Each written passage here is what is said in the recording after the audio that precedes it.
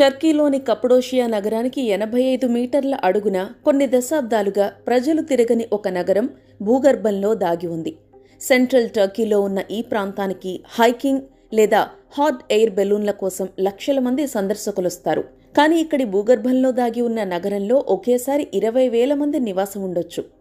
ప్రాచీన నగరం ఎలెన్గుబు భూమికి 85 మీటర్ల అడుగున నిక్షిప్తమై ఉంది. ఈ నగరాన్ని ప్రస్తుతం డెరిన్కుయు అని పిలుస్తారు. ఇందులో 18 అంతస్తుల్లో సొరంగాలున్నాయి. ప్రపంచంలోనే భూగర్భంలో ఉన్న అతిపెద్ద నగరం ఇది. ఈ నగరంలో కొన్ని వేల ఏళ్ల పాటు జనజీవనం కొనసాగింది. ఈ ప్రాంతం ఫ్రిజియన్ల నుంచి పెర్షియన్లు, బైజాంటైన్ యుగంలో క్రైస్తవుల వరకు చాలా చేతులు మారుతూ వచ్చింది. చివరకు 1920లో గ్రీసు దేశానికి టర్కీకి మధ్య జరిగిన యుద్ధంలో కప్పడోషియా గ్రీకులు ఓడిపోవడంతో వారంతా ఈ నగరాన్ని విడిచిపెట్టి వెళ్లిపోయారు. ప్రస్తుతం ఈ ప్రాంతాన్ని డెరిన్కుయు అని పిలుస్తున్నారు. ఇదే ప్రాంతంలో గతంలో కనిపెట్టిన 200కు పైగా చిన్న చిన్న భూగర్భ నగరాలు ఈ సొరంగాలతో అనుసంధానమై ఉండొచ్చని చెబుతారు. ఈ నిర్మాణం పెద్ద భూగర్భ నెట్వర్క్ సృష్టించిందని అంటారు. 1963లో తన పెంపుడు కోళ్లను వెతుక్కుంటున్న క్రమంలో ఒక స్థానికుడు ఈ డెరిన్కుయును కనిపెట్టారు.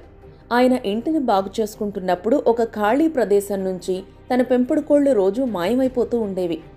దీంతో ఈ విషయాన్ని నిశ్చితంగా పరిశీలించి భూమిని తవ్వి చూడగా అందులోపలికి వెళ్లేందుకు ఒక చీకటి మార్గం కనిపించింది. అలా ఈ నగరం బయటపడింది. ఆ తరువాత మరో 600 ఏళ్ల లోపల నుంచి డెరిన్కుయు నగరానికి ప్రవేశ ద్వారాలు దొరికాయి. ఈ ప్రవేశ మార్గాల తవ్వకాల్లో భూగర్భంలో దాగిన నివాసాలు, ఆహార నిల్వలు, పశువుల శాలలు, పాఠశాలలు, మద్యం దుకాణాలు, ఆఖరకు ఒక ప్రార్థనా మందిరం ఆనవాళ్లు కూడా కనిపించాయి. ఆ తరువాత ఈ భూగర్భ నగరానికి సందర్శకుల తాకిడి పెరిగింది. 1985లో ఈ ప్రాంతాన్ని యునెస్కో వరల్డ్ హెరిటేజ్ లిస్టులో చేర్చింది. ఈ నగర నిర్మాణం ఎప్పుడు జరిగిందో ఖచ్చితంగా తెలీదు. క్రీస్తు పూర్వం 370లో ఏథెన్స్కు చెందిన సెనోఫోన్ రచించిన అనాబాసన్ గ్రంథంలో ఈ నగరం ప్రస్తావన కనిపిస్తుంది. ఈ పుస్తకంలో ఆయన కప్పడోషియా చుట్టుపక్కల భూగర్భంలో నివసిస్తున్న అనటోలియన్ల గురించి రాశారు. ఈ ప్రాంతంలోని భూమిలో నీరు లేకపోవడంతో ఇలాంటి తవ్వకాలకు కప్పడోషియా అనువైన ప్రాంతమని ఫ్లోరిడా యూనివర్సిటీలో classical studies associate professor Andrea De Giorgio చెప్పారు. ఇక్కడున్న రాళ్లను సులువుగా మలిచే అవకాశం ఉంది. స్థానికంగా లభించే లైమ్ స్టోన్ మట్టి మెత్తగా ఉండడంతో మామూలు ఉలితో చెక్కడం చాలా సులభమైంది. ఈ నేల తీరు వల్లే చిమ్నీల మాదిరిగా కనిపించే రాతి శిలలు, లింగాకారంలో ఉన్న శిలా నిర్మాణాలు ఇక్కడ సహజంగా ఏర్పడేందుకు తోడ్పడ్డాయి. ఈ భూగర్భ నగర నిర్మాణానికి హిటైట్లు నాంది పలికి ఉంటారని భావిస్తారు.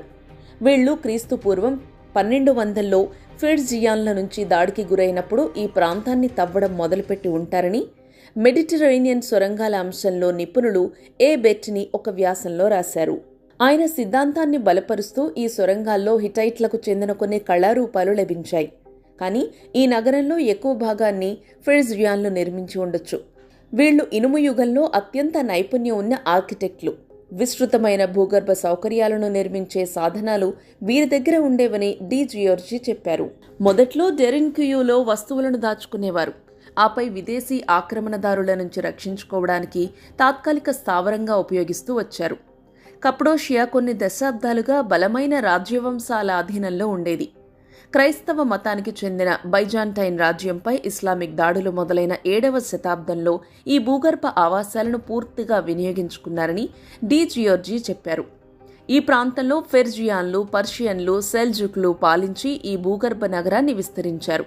కానీ బైజాంటైన్ పాలనలో డెరిన్కుయు జనాభా పెరిగి భూగర్భంలో సుమారు 20,000 మంది నివాసం ఉండగలిగే స్థాయికి చేరింది. ఇరుకుగా ఉన్న ప్రవేశ ద్వారాల నుంచి లోపలికి వెళ్లడం కష్టంగా అనిపిస్తుంది. లోపల మాత్రం అరటన్ను బరువున్న గుండ్రని రాళ్లు సొరంగం లోపల ఉన్న 18 అంతస్తులకు మధ్య తలుపుల్లా అమర్చి ఉన్నాయి. వాటిని లోపల వైపు నుంచి మాత్రమే కదల్చడానికి వీలవుతుంది. బయట నుంచి దాడి చేసేవారిని సులభంగా కనిపెట్టేందుకు వీలుగా ఈ రాళ్ల మధ్యలో రంధ్రాలు ఏర్పాటు చేశారు. భూగర్భ నగరంలో నివాసం చాలా దుర్లభంగా ఉండేది. ఇక్కడి మనుషులు కాలకృత్యాల కోసం సీలు చేసిన మట్టి జాడీలు వాడేవారు. కాగడాల వెలుగులోనే కాలం గడిపేవారు. ఎవరైనా చనిపోతే మృతదేహాలను ఒక నిర్ణీత ప్రదేశంలో ఖననం చేసేవారు. ఈ భూగర్భ నగరంలో నిర్మించిన ప్రతి అంతస్తును ప్రత్యేకమైన పని కోసం ఉపయోగించేవారు. పాడి పశువులను భూమి ఉపరితలానికి దగ్గరగా ఉండే పశుశాలల్లో కట్టేసేవారు. నగరం లోపల నివాస స్థలాలు, సెల్లార్లు, పాఠశాలలు, సమావేశ ప్రాంగణాలు ఉన్నాయి. ఈ సెల్లార్లలో వైన్ ఉత్పత్తి చేసేవారని తెలుస్తోందని డి జియోర్జీ అన్నారు. ఈ భూగర్భ నగరంలో డెరిన్క్యూ వాసులు కొన్ని నెలల పాటు గడిపేవారని డి జియోర్జీ అన్నారు. ఇక్కడ ఏర్పాటు చేసిన వెంటిలేషన్ విధానం 55 మీటర్ల లోతులో తవ్విన మంచినీటి బావి ఆశ్చర్యం కలిగిస్తాయని చెప్పారు. ఇక్కడున్న 50కి పైగా వెంటిలేషన్ షాఫ్ట్లు భూగర్భ నగరమంతా గాలి సమానంగా వీచేట్లు సహాయపడేవి. డెరిన్క్యూ ఒక్కటే కప్పడోషియాలో ఉన్న ఏకైక భూగర్భ నగరం కాదు. 445 చదరపు కిలోమీటర్ల విస్తీర్ణంలో ఉన్న ఈ నగరం అనటోలియన్ భూభాగంలో ఉన్న 200 నగరాల్లో అతి పెద్దది.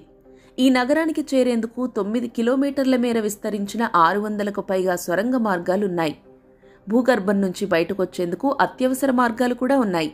అయితే కప్పడోషియా భూగర్భ నగర రహస్యాలు పూర్తిగా బయటకు రాలేదు.